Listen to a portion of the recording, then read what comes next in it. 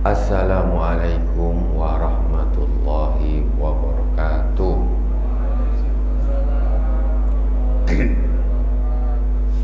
Alhamdulillah, alhamdulillahillazi an'ama alaina bi ni'matil imani wal islam. Wassalatu wassalamu ala sayyidina wa maulana Muhammadin sayyidil anam wa ala alihi wa sahbihi ya nabiil ulumi wal hikam. Allahumma salli ala sayyidina Muhammadin al-fatih lima ughriq wal khatimi lima sabaqa nasiril haqqi bil haqq wal hadi ila siratikal mustaqim wa ala alihi haqqa qadrihi wa miqdarihi al-azim. Ibadallah usikum wa iyaya bitaqwallah faqad fazal muttaqun.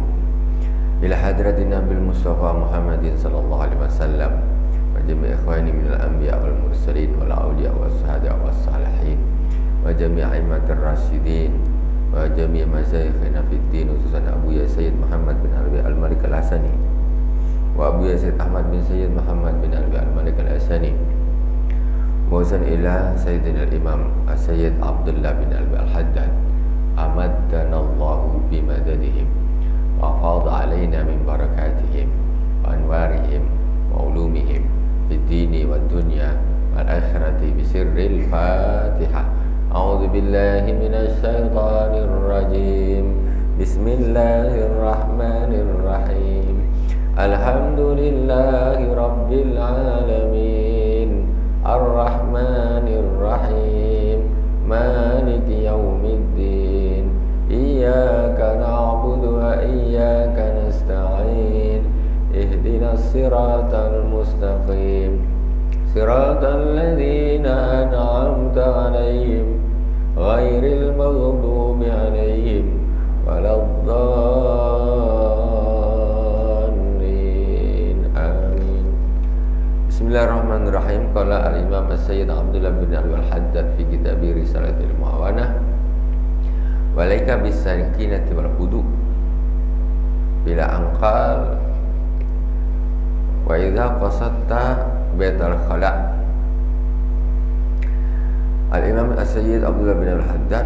Sekarang kajian kita sampai di masalah bab adab-adab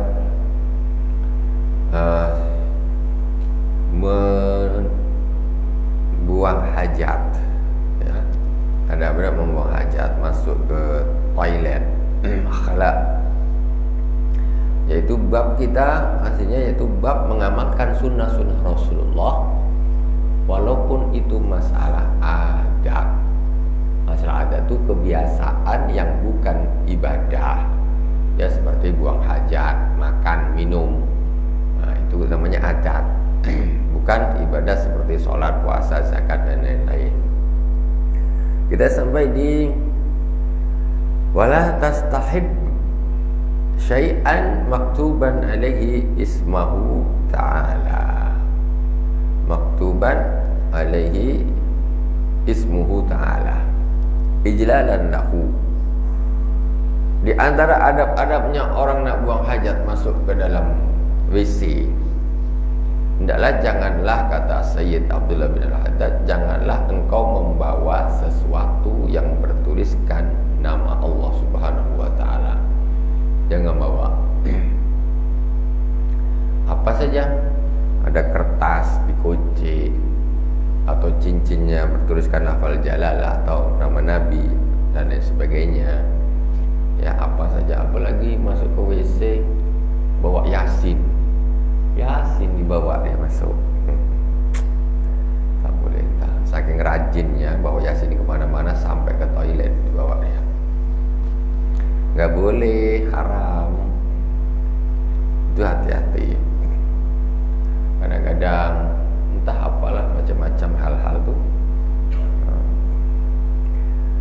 Kita kadang-kadang mungkin tidak perhatian atau lupa, sehingga suatu kalimat-kalimat atau tulisan-tulisan nama Allah, nama Nabi ataupun Al-Quran itu terbawa ke dalam. Nggak boleh, hati-hati. Apalagi umpamanya di baju umpamanya, di baju nih. Nah ini harus hati-hati. Orang di bajunya ditulis la ilaha illallah. Perut sakit, mual, langsung masuk ke WC, duduk dia sedap. Tulisan di sini la ilaha illallah. Macam mana tuh? Hati-hati, bukan tak boleh. Tulis baju la ilaha illallah silakan, tak ada masalah, boleh. Tapi hati-hati memakainya, jangan dibawa ke tempat-tempat yang seperti WC yang diharamkan untuk dibawanya. Hati-hati. Kopiah ini tulis la ilaha illallah silakan, tidak ada masalah, tapi kita harus bisa menjaganya sesuai dengan hak kalimat la ilaha illallah. Jadi kemana nanti masuk ke WC dibawa juga tidak boleh, hati-hati. Ya bukan tak boleh, pakai kopiah itu boleh, silakan, tidak ada masalah. Tapi kita harus memberi hak-haknya itu. Harus kita hormati. Jadi kita niatnya nak memuliakan, malah kita menghinakan nanti. Kita niatnya nak angkat tanpa adab, kita justru akan melecehkan. Tidak boleh. Hati-hati. Semuanya harus pakai ilmu. HP ulama mengatakan selagi dia tidak tampil di layar nggak apa-apa, gelap layarnya. Tapi kalau dia tampil di layar, terbuka dia lagi tampil, itu tak boleh, ya, haram, tak boleh. Jadi umpamanya kita lagi tak baca Quran atau apa, ada tulisan itu berarti dia Quran tuh. Tapi ketika kita tutup dia, itu berarti bukan. Jadi HP itu ibarat seperti ada tas besar. Di situ ada macam-macam isinya. Ada baju, ada apa segala macam. Itu orang yang haid, orang yang junub, ketika ada tas besar, itu ada baju peralatannya semua lah, itu dia boleh bawa. Kenapa? Karena niatnya ini bukan bawa Al-Quran, tetapi bawa seluruh barangnya. Cuma Al-Quran ada di dalam situ. Itu hukumnya seperti itu, boleh. Ya, selagi bukan Al-Quran itu yang dia ambil, dipegang, ya itu tidak boleh. Ya, seperti itulah biasanya seperti itu. Apa? Kalau simbol capal itu adab, ya, adab. Ya, tinggal adab kita saja, ataupun secara nas yang tidak diperbolehkan itu lafaz, ya. Simbol capal. Ini ada tak saya punya? Ada ya? Ada. Adab, ya, secara adab saja. Karena simbol capalnya baginda Rasulullah Sallallahu Alaihi Wasallam. Latin itu sebetulnya, mohon maaf, ulama berpendapat menulis Al-Quran aslinya, pendapat ulama menulis Al-Quran pakai Latin itu tidak boleh, nggak boleh. Ya. Contoh, Alhamdulillahirabbil alamin, ini ditulis pakai Latin itu aslinya tidak boleh, karena dia akan berubah bunyi, merubah macam-macam berubah. Sekarang macam mana? Alhamdulillahirabbil alamin, ain jadi hamzah di situ, ya kan? Aslinya tidak boleh. Jadi itu termasuk bid'ah sebetulnya itu. Tetapi orang yang sering mengatakan bid'ah pun melakukan itu juga, ya. Jadi sebagian ulama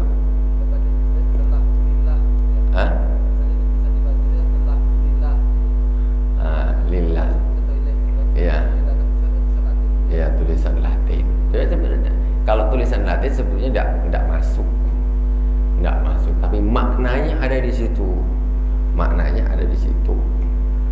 tetapi tentu adabnya ya lebih beradab tidak, karena sesungguhnya menulis macam hal begitu semacam Al-Quran, ulama banyak ulama, bukan sedikit ulama yang mengatakan tidak boleh, tapi kita justru Al-Quran itu kita biasakan pakai Latin malahan. Yasin, tulis Yasin wal Qur'anil Hakim. Itu gara-gara itu juga orang jadi malas belajar Quran. Jadi baca Yasin bawahnya yang dibaca dia. Kalau ada orang baca Al-Quran yang dibaca itu kacau balau, itu mesti bacanya kacau. Dia bisa bedakan ha nggak bisa bedakan, a nggak bisa bedakan, zai nggak bisa bedakan. Gak bisa bedakan. Maka di situ letak, kata ulama, haram hukumnya menulis Al-Quran dengan tulisan Latin. Tapi pendapat itu ulama ulama seperti itu tidak diangkat ke atas, justru tenggelam. Justru tenggelam. Justru kita itulah terbiasa pakai Latin, repot.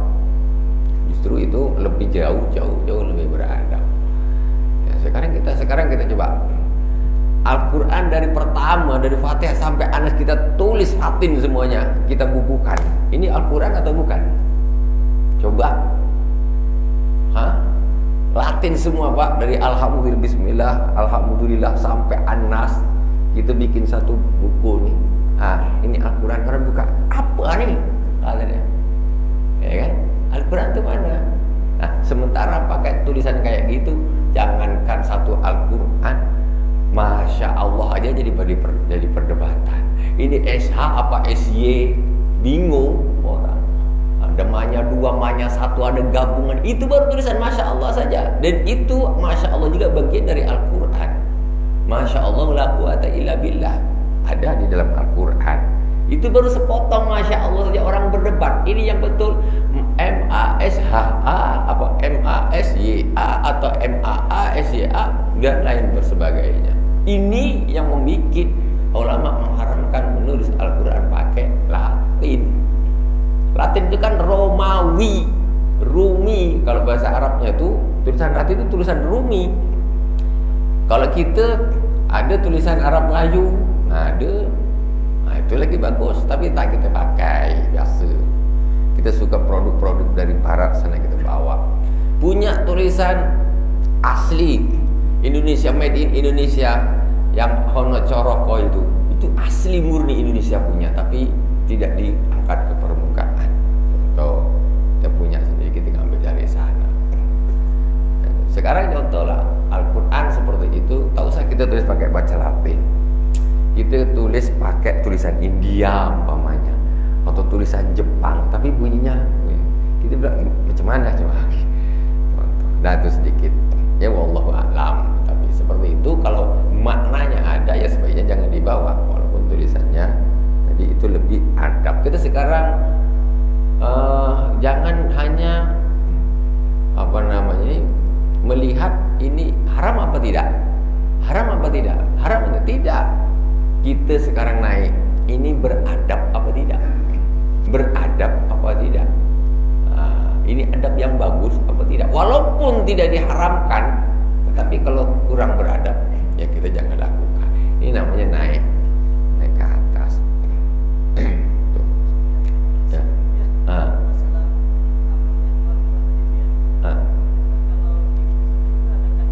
Ada mata. Kalau mic sebelah kau pun tak mau pakai, memang tua. Bismillahirrahmanirrahim. Ini biar masalah menyentuh Al-Quran. Kadang-kadang di dinding rumah kita itu kan ada kaligrafi, Ya. kadang ada tulisan Yasin atau gimana gitu. Apakah dalam keadaan kita berjuluk ataupun berhadas kecil, boleh nggak kita menyentuh? Tidak boleh. Al-Quran yang tak usah gitu. Engkau tulis Al-Quran di kertas putih, tulis Bismillahirrahmanirrahim. Qul huwallahu ahad, Allahus samad, lam yalid wa lam yulad wa lam yakul lahu kufuwan ahad. Ya. Ini kalau nggak punya wudu, kalau ikut Imam Syafi'i ya, Imam Syafi'i nggak punya wudu nggak boleh nyentuh, berarti nggak boleh dibawa. Nah, kalau Imam Malik sih tidak ada masalah, perbedaan pendapat. Maksudnya kalau kita mengambil pendapat yang tidak boleh, itu dianggap Al-Quran. Satu lembar pun yang kita tulis itu hukumnya sama seperti Al-Quran, nggak boleh. Nah, tidak boleh. Ya, sama saja yang ditulis di lauhah, kalau bahasa Arabnya itu semacam papan tulis atau papan apa atau kertas. Itu selagi itu Al-Quran, maka hukumnya sama dengan Al-Quran yang full, satu mushaf. Wallahu a'lam. Kita lanjutkan. Boleh sambil tanya pun tak apa-apa, silakan. Selagi yang tanyanya masih muda, yang muda-muda aja, tapi tanyanya Pak terus yang susah-susah. Kita lanjutkan. Bismillahirrahmanirrahim. Wala ta'bas wala tatakallam illa li darurah. Jangan kau main-main di dalam. Jangan buang hajat sambil main-main takbas, memainlah di dalam tahap apa tak tahulah, main-main. Sambil main game Pak. Zaman sekarang. Jadi sambil detail sambil main game dia. Itu namanya takbal. Bermain-main di dalam. Kemudian wala tatakalam, jangan kau berbicara di situ. Di toilet lagi apa, nyanyi-nyanyi lah, apalah, bersiul-siul lah. Illa li daruratin, kecuali darurat. Kalau darurat berbicara tak apa-apa, boleh darurat. Darurat ini contoh gimana? Penjadi di dalam toilet ya. Tiba-tiba ada ular di dalam, ya kan? Ada ular di dalam. Akhirnya kita macam mana nih? Tolong untuk ambil. Kenapa ada ular? Tak masalah. Itu darurat. Ataupun dia nampak ular di luar, di belakang ada kawannya, ada ular. Ya awas, di belakang kau ada ular. Tak apa-apa. Nah, tapi kalau nggak ada apa-apa kok berbicara terus, itu tidak bagus. Yang repot ini kadang orang yang sudah selalu dekat, umpamanya suami istri, biasa ngomong. Nah, ini yang repot kadang. Lagi di dalam toilet pun dia ngomong. Nah, ini parahnya. Dia terbiasa kan. Ngomong tadi belum selesai, nah, jadi disambung lah. Disambung. Yang satu di dalam, yang satu di luar. Nah, ini masalah. Tak bagus. Yang di luar tak apa-apa, yang di dalam ini kena hukum, tidak boleh berbicara di dalam WC. Ya walaupun jatuhnya tidak sampai haram ya, jatuhnya tidak sampai haram, makruh. Illa lidarrah. Wala tarfa min thawbika illa liqadril bil qadri alladhi yukhsha alaihi tanajjus. Dan dia tidaklah mengangkat bajunya kecuali sekedar pas, kira-kira supaya bajunya ini tidak kena najis. Maksudnya jangan masuk ke toilet buka baju semuanya. Macam mana? Jangan begitu. Ya sekedar pas aja lah, angkat bajunya itu standar ya. Jangan dibuka semuanya. Wastur bihaitsu la yaraka sahsun, dan bikinlah tutup supaya orang itu tidak melihat. Bikinlah tutup supaya orang tidak melihat. Ya Allah, kadang-kadang zaman sekarang masih ada kan. Ya tapi di daerah-daerah, kampung-kampung lah, pedalaman, atau itu biasanya terjadi di sungai-sungai, di sungai-sungai, ya, atau entah daerah Sumatera, entah ada apa tidak, daerah Jawa sebagian. Itu di sungai itu kadang-kadang entah gimana, tak tahulah adatnya tuh. Jadi slow-slow aja dia. Slow-slow aja tuh. Aduh kawan, yang repot yang sana bertinggi, yang sini mandi. Aduh, ini masalah. Ini bukan kisah fiksi, ini bukan fiksi nih. Maksudnya ini supaya jangan dilakukan lah kayak gitu, jangan dilakukan. Jadi mereka kadang-kadang mohon maaf, kasihan belum punya tradisi bikin toilet. Masih tradisi zaman Majapahit mungkin dulu kan. Belum ada zaman Majapahit toilet, jadi kesembuh hajat pergi ke hutan, pergi ke sungai, pergi kemana. Akhirnya sekarang dah zaman Jokowi pun masih tetap kayak gitu dia. Nah ini masalah. Jangan diulangi bikin toilet di rumah ya. Bikin toilet, harus ada tutupnya. Kemudian lagi yang harus diperhatikan, wab'at bihaitsu la yasma' minka sautun wa la yashummu minka rihun. Menjauhlah. Nah, ini yang agak susah sedikit nih. Menjauhlah. Jadi kau kalau nak buang air itu menjauhlah sedikit. Sekiranya orang-orang tidak mendengar suara yang keluar dari dirimu, ya, suara yang keluar dari dirimu, dan tidak mencium bau yang keluar dari dirimu. Ah ini susah nih. Sekarang orang bikin toilet sebelah dapur, sebelah kamar tidur, ya kan, satu kamar. Lagi masak goreng ikan, ngeng kat sebelah dia. Kat sebelah kuat pula suara dia, mohon maaf, ya kan. Aduh, jadi dia tak sedap kali nih. Di sebelah dapur, pas perut dia tak nyaman kan. Ini masalah. Baunya sampai. Ini masak gulai, bau dia kok lain. Nah kan, masalah. Sebetulnya tidak begitu, tidak bagus. Cuma kita kadang-kadang inilah memang ya sudah menjadi apa ya, kebiasaan kita tuh. Sampai memang kamar besar, kamar utama mesti di situ ada toiletnya. Oke lah kalau memang gitu, tapi bagaimana caranya supaya baunya tidak masuk ke kamar dan suaranya juga tidak masuk ke kamar, kayak gitu. Jangan repot, jangan pula dipasang dekat sebelah ruang kamar tamu, balik tamunya nanti. Nah, tuh ini yang masalah sama kita, sudah bikin toilet cuman terlalu dekat ya dengan ini. Jadi ada kisah kisah orang tua tinggal di rumah anaknya, orang dah tua. Jadi ini bukan fiksi, ini orang cerita sama saya sendiri. Yang cerita bapaknya ke saya, orang tuanya. Kasihan orang, dia dah tua, tinggal di rumah anaknya. Jadi namanya tinggal di rumah anaknya, dapur, terus di situ ada toilet, kan gitu. Anaknya masak biasa, toiletnya di sebelah situ. Namanya orang tua, akhirnya ya namanya perut apa segala macam, pergi ke toilet. Namanya anak ini tak bisa jaga mulutnya. Jadi namanya orang di toilet, namanya dekat, tidak sesuai dengan SOP ini. Kayaknya kan terlalu dekat kan, nggak sesuai. Mau baunya, mau bunyinya semua terdengar dan tercium. Jadi anaknya mau ngomel sama orang tuanya. Akhirnya orang tuanya sakit hati. Ini anak juga jangan begini. Akhirnya dia tak mau lagi tinggal dengan anaknya. Tak mau, dia sakit hati. Orang buang hajat, orang perut sakit gini-gini, ngomel dia gini. Akhirnya aku tak mau lagi tinggal sama anakku. Itu pun yang salah. Kenapa toiletnya dekat juga? Masalahnya kan kayak gitu. Jadi nggak bisa nahan anaknya itu. Orang tuanya diamun-amun gitu kan. Ya tak tahan lah, nama orang tua itu sensitif. Dia omongin apa sedikit itu, dia sakit hati. Ya biasalah, orang sudah tua. Itu perlu dijaga juga. Di sisi lain, bagaimana seorang anak dengan orang tuanya memang harus lebih sabar. Tuh. Kemudian berikutnya, wala tasaqbil al-qiblata wala tastadbiruha, wala tastaqbil al-qiblata wala tastadbirha bi baulin wala bi ghaitin. Jangan menghadap ke kiblat dan jangan membelakanginya. Jangan menghadap ke kiblat, jangan membelakanginya. Jadi kalau bisa bikin WC di rumah itu settingannya jangan pas berjongkok pas kiblat depannya, pas berjongkok kiblat di belakangnya, pas gini nih.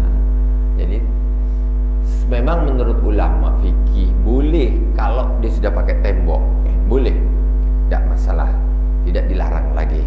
Cuma secara adab ya tetap, maksudnya dalam arti kita ini nak yang beradab apa nak yang tidak beradab. Maksudnya secara hukum fikihnya sudah tidak apa-apa. Secara hukum fikih menghadap dan membelakangi kiblat, yang tidak boleh itu kalau di tanah lapang, itu tidak boleh. Tapi ketika sudah ada bangunannya, maka tidak apa-apa fikihnya. Tapi kita kalau secara adab tetap kalau bisa harus menghadap ke sana atau ke sana, berpaling dari arah kiblat atau dari membelakanginya. Tuh. Yang punya rumah pas dari kiblat, nanti kalau pas bongkar ganti arahnya. Yang belum bangun disesuaikan adabnya. Wa qad yuta'adzaru fi'lu dzalika fi ba'dil abniyati wa yughtafaru lil masyaqqah. Dan dimaafkan yang seperti itu kalau sudah di bangunan-bangunan. Fa yughtafaru lil masyaqqah, maka dimaafkan karena repot. Maksudnya repot gimana? Dia pergi ke rumah orang. Ternyata toiletnya orang yang tempat dia tinggal itu toiletnya kalau pas jongkok persis membelakangi kiblat. Jadi sementara ini kalau saya madhab ke sana susah pula. Arah dia lubang dia begini, aku madhab ke sana tak. Ini lil masyaqqah. Maksudnya begitu. Tapi kalau kita bangun sendiri, ya dipaskan jangan menghadap ke kiblat. Lil masyaqqah ini dimaafkan karena tak. Udah dia orang bikin bangunan dia setting begini, saya mau menghadap ke sana macam mana pula. Nah itu kalau di bangunan-bangunan dimaafkan tentu lebih bagus kalau tidak seperti itu. Nah gitu maksudnya lebih beradab. Wala tabul bil ma'ir raqid wa in kana katsira. Jangan kencing di air yang tergenang walaupun banyak. Jadi hukumnya kalau walau katsiran berarti hukumnya kencing di air kolam itu tak boleh yang tergenang, ya. Yang ini tidak ngalir di kolam, di sumur itu tak boleh, jangan. Apalagi di ember.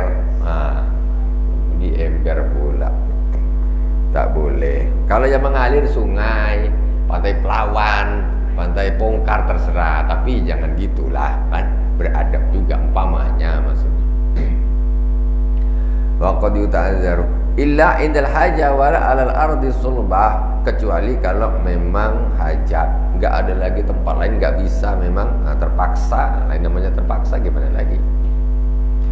Kemudian wala 'alal ardi sulbah, jangan kencing di air yang di tanah yang keras.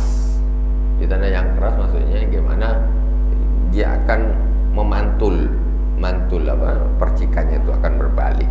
Nah, wala fi mahabbir rih, jangan di tempat bertiupnya angin. Kencing tempat tiupnya angin.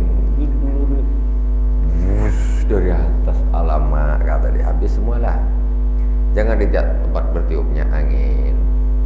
Nah, jadi nanti ada gerimis mendadak, itu masalah. Ka kullu dzalika ihtirazan minal bul alladhi amatul adzabil qabri minhu. Itu semua dilakukan karena untuk menghindari dari umum kebanyakan azabnya kubur, yaitu dari air kencing. Itu maksudnya tuh. Itu jadi kebanyakan orang di kubur itu kebanyakan azab kuburnya itu berangkat dari kencing. Itu dari zaman Rasulullah dulu, Rasul sudah kasih tahu. Ternyata di zaman sekarang ini jadi nampak, terbukti, kita tengok. Kita kadang pergi ke terminal, pergi ke pelabuhan, pergi ke airport, itu WC-WC-nya tidak standar Islami, tetapi standar Eropa, gitu kan. Jadi pertama satu, kadang heran, ada bahkan di masjid, saya itu pun heran juga. Ada di masjid itu WC yang nempel di tembok berdiri. Ada di masjid ini masjid proyek, jelas saja itu, yakin masjid proyek ini jelas ini. Jadi jamaah suruh berjajar, buang airnya berjajar ini kan nempel di tembok gitu kan, entah ceboknya macam mana pun tak paham caranya. Disuruh berjajar kencingnya di tembok macam gitu, ada kayak gitu.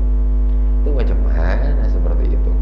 Amatu adzabil qabri minhu, kata Rasul. Kebanyakan azab kubur itu dari kencing. Dari situlah nanti dia tidak bisa menjaga kesucian, ya, badannya, pakaiannya dari kencing. Kadang kencing itu dah, habis itu wudu, sholat. Iya, sholatnya bagus, kencingnya betul tidak? Gitu masalahnya. Kadang kita di toilet bingung. Pernah dekat dulu, kayaknya sekarang udah diganti di Batam, di Kupang. Biar dengar tak apa-apa, kalau sampai pun tak apa. Ya, memang itu untuk apa, masukan. Ya dulu pertama tuh waktu baru-barunya jadi, masuklah kita ke toilet, masuk ke toilet ini untuk keran air yang pencet begini tak ada, air gayung tak ada, ternyata mana nak cebok. Jadi untung tuh ternyata kita pencet dekat anunya tuh, rasanya tuh ada siusut, kata dia gini. Waduh, macam mana kita nak cebok macam gini nih? Wah, ini macam ada robotnya toilet nih. Jadi, waduh, kacau betul itu.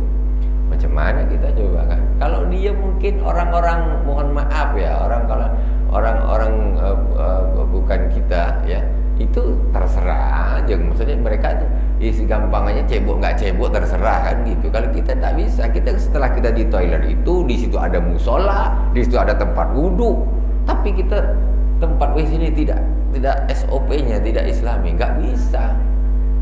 Setelah entah mungkin berapa tahun, mungkin tak tahu, berubah sekarang nggak ada pakai selang gitu. Alhamdulillah. Itu tempat-tempat lain je lah dan gitulah. Tapi di toilet di mana? Saya kemarin lihat di mana? Anak kita pun dibawa ke situ pun heran. Ini anak kecil-kecil kok lucu orangnya. Itu toiletnya kok gitu. Nah itu seperti itu. Oke lah.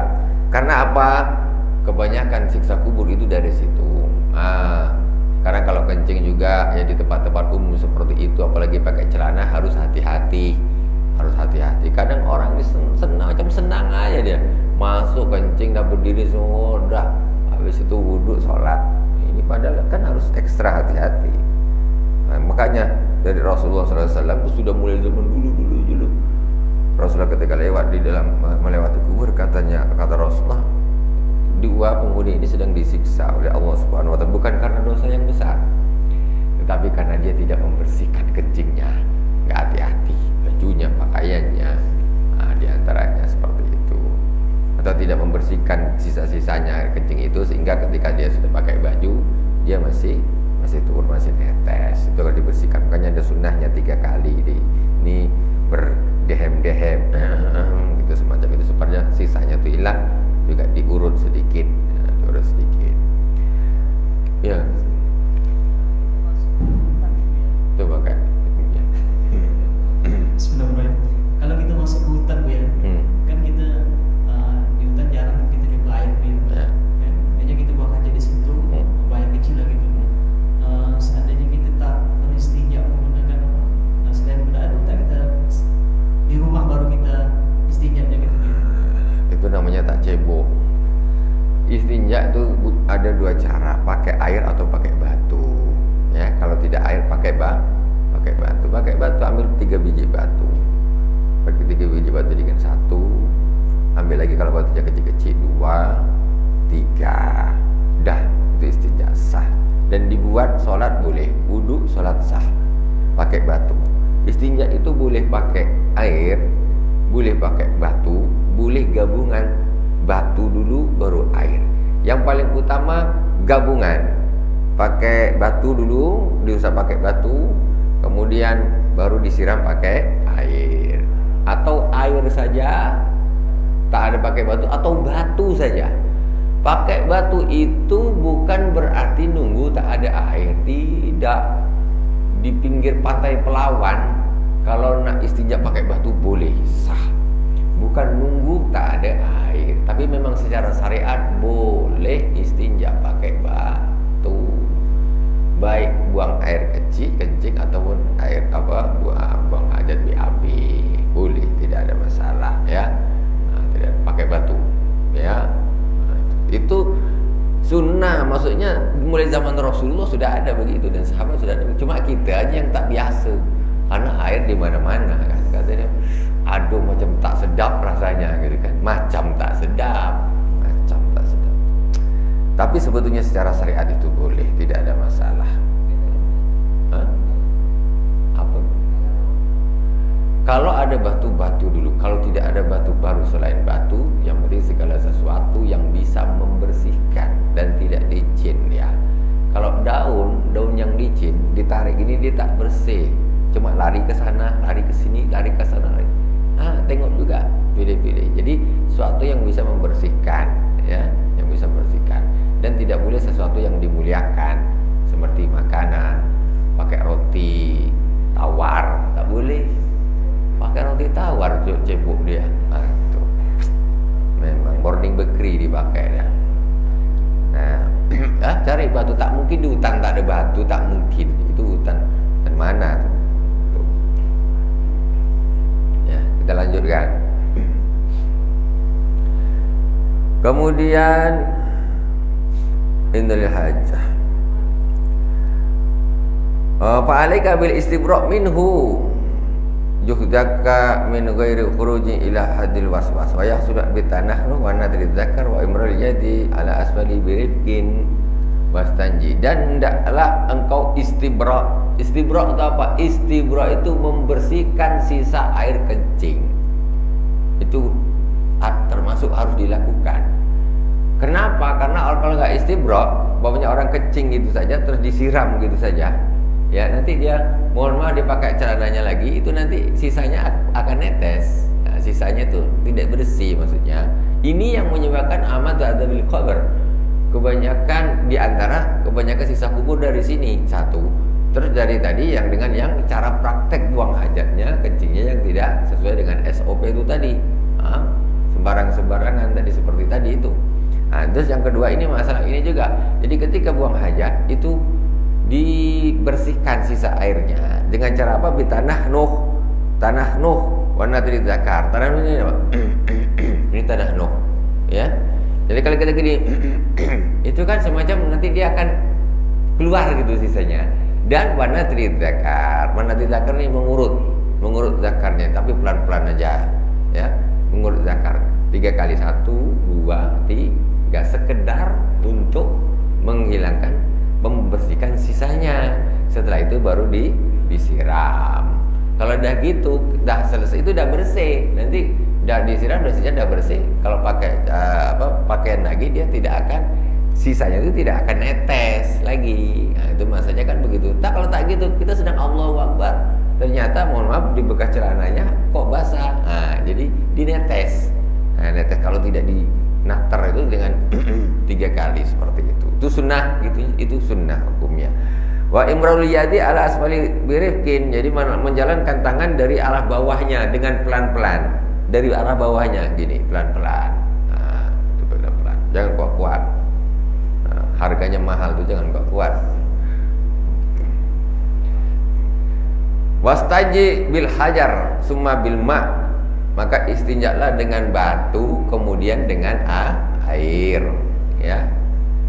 Jadi yang bagus gitu pakai batu dulu baru disiram air. Sudah saya terangkan tadi. Fa in iktasarat ala hadima fal mau afdal. Kalau nak pilih salah satu, nak pakai batu ataupun pakai air, maka yang utama pakai air kalau nak salah satunya. Wa qadimil qubul fil ma wa akhiruhu fil hajar. Wa qadim al qubul fil ma wa akhiruhu fil hajar.